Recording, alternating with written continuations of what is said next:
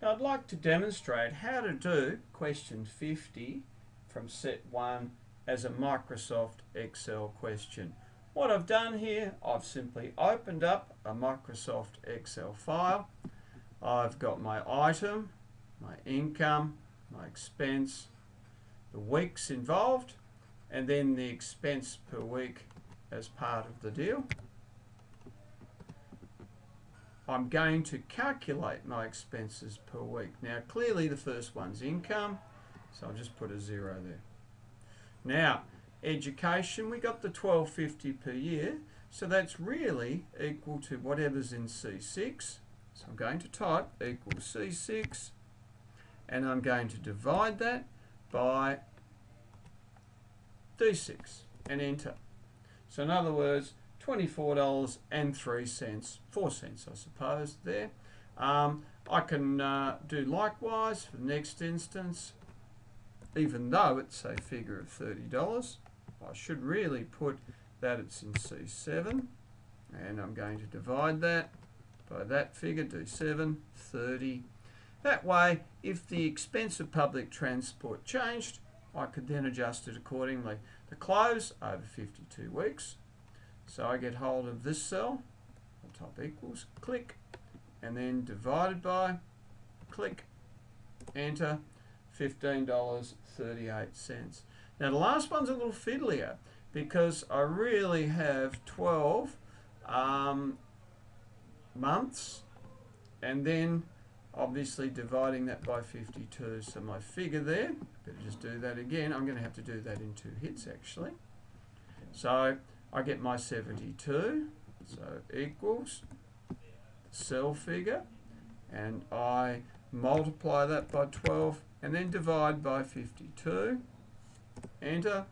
I've got my figures. Now that looks pretty messy, so what I'm going to do here, it'd be nice if I could change these 2 columns into dollars and the expense per week as dollar figures as well.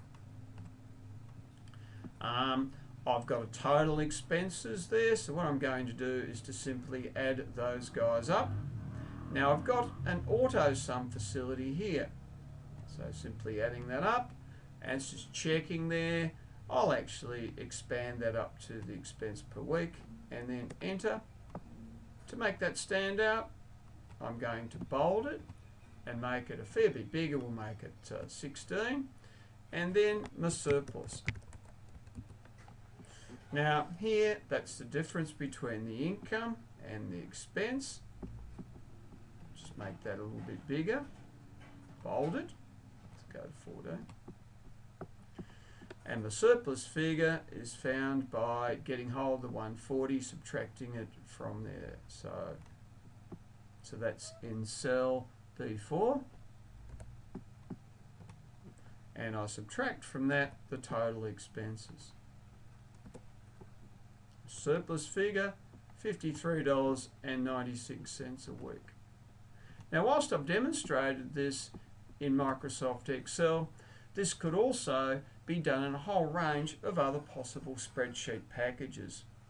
I'll show you what the real power of the Excel spreadsheet is, or any other spreadsheet facility is. Let's pretend he's had a $10 a week pay rise. So 150, his surplus increases. Perhaps he decides to get a new phone plan, or perhaps he's paid off his phone, might get a $40 a month deal. And you can see there that's impacted with a lower expense per week and much more of a surplus. Perhaps he's had to buy some more expensive clothes, so perhaps we'll raise that to $1,000 for the year, and giving me a surplus figure of $67.50. Now see here, we've been able to list things neatly in Microsoft Excel, and not only that, we've been able to make tweaks and adjustments as needs be.